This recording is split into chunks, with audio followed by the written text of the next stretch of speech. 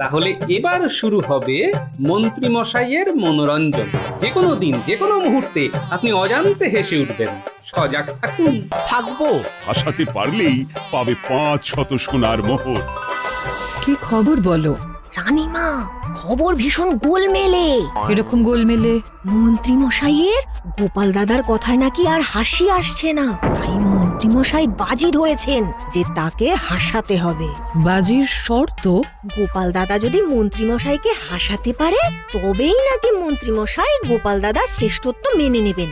ব্যাস, আমি নিশ্চিত 2-1 দিনের মধ্যেই মন্ত্রী মশাই গোপালের শ্রেষ্ঠত্ব মেনে নেবেন।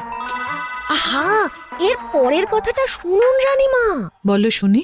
আর গোপাল দাদা যদি না পারে তবে মন্ত্রী মশাই যা বলবেন সেই সব কথা গোপাল দাদাকে মানতে হবে। কোনো প্রশ্নই নেই, আমার গোপাল কখনো